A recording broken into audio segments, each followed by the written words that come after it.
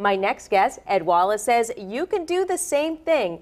Ed is the author of Business Relationships That Last. Ed, thanks for joining me. It's great to be here with you, Mary. Yeah, I find there's two kinds of people out there. The first kind that has no problem asking grandma to pony up to help the new business, and the rest of us who would never think of asking someone for help. Well, you're right on target when you suggest that we reach out to our friends just like Bobby Brown did.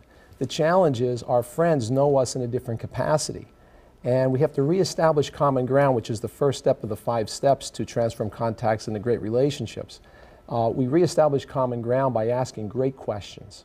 They don't want to hear about our business ideas. They want to know whether we're credible. And that's how we start to build trust, right? Exactly. The second step is displaying integrity and trust.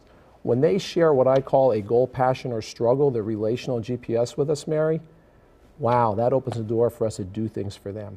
And the way we do things is to live up to our promises, keep our commitments.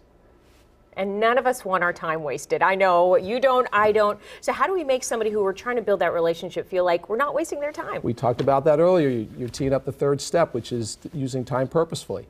As you move up this relational ladder that I write about, what happens is you start thinking about each other's time differently.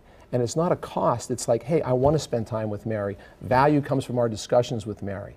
And we become what I call professional peers, and the relationship transitions from an acquaintance, which is one way, all the way to a two-way relationship where we're working as peers, even though maybe they have the money and we have the services. Interesting. Another point you bring up is that so often we think of what our needs are, but you say, turn the focus on them. What are their needs? What are their needs? That's relational GPS. Think about what a GPS system does today. It's the roadmap to our travel success. Well, when a client, a colleague, a friend shares a goal, a passion, something they care deeply about, or a struggle with us, they're opening up, they're looking for our help, and guess what? The fourth rung of the ladder is offering help. And it really is important to do that step, because the next thing, of course, is asking for help ourselves. But you really can't expect to get the buy-in unless you've done those other steps. Exactly. Asking for help is where authenticity comes in. It's the bravest of the qualities, in that here's where we say we don't know. And we say, I'm really struggling with this. We put our egos aside, we ask for help, and guess what? When you've gone through all those steps, you generally get the help. Great tips, Ed. Thanks for coming in. Thank you, Mary.